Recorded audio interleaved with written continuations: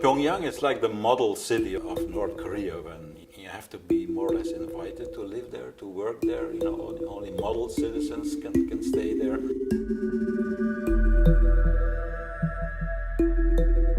I was the first one to visit all the officially allowed locations for foreigners. The downside was I had to present everything to Pyongyang, and they had to approve everything.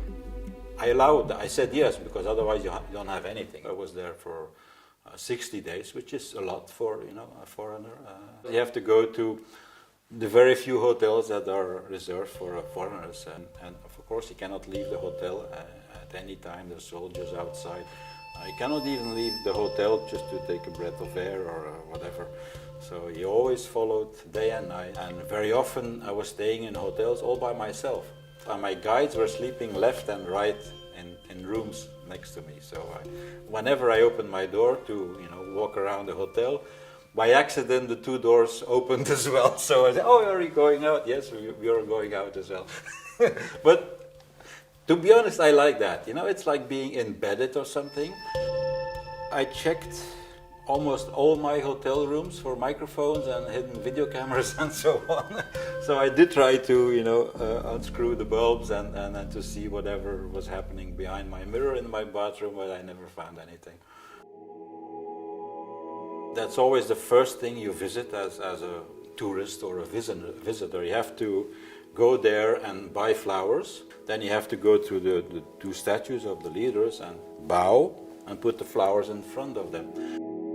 One of the rules also was, when you take pictures of any statue or monument with the leaders involved, even paintings or portraits, you cannot crop. You have to, show everything: the head, the feet, the arms. So, but in this time they were a little bit in a mist.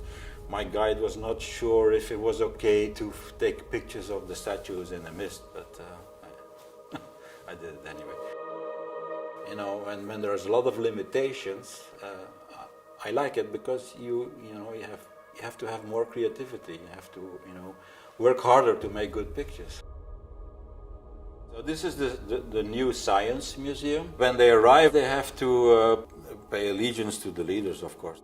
In this picture, you see one looking at me in a whole crowd of like maybe 200 young children in their pioneer dresses, the communist youth dresses they have to wear when they go to school. So, and something that's very typical for North Korea, if you stay there for a week, almost every day you have to go to a school where the children are performing for you.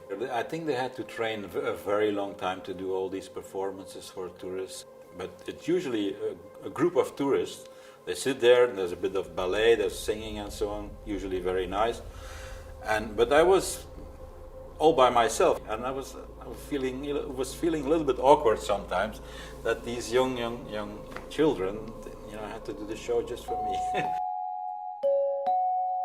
This is one of the very few pictures I took from the minibus. But it's one of the very few images of a real harvest in North Korea. The driver also, he had to go to places where he had never gone before. So we had to ask directions every time. And that's why I'm pretty sure that I have seen places, villages, landscape that nobody has ever seen before, because the driver just took a wrong turn every time. So he was always lost.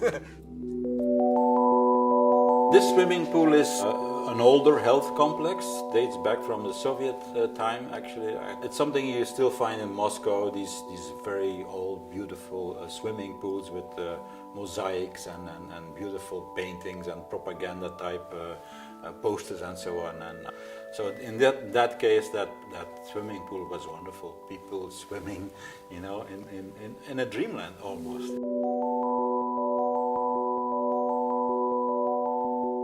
I mean, you have to consider my work like a movie or a novel, not like something politically correct or totally 100% documentary, objective, and so on.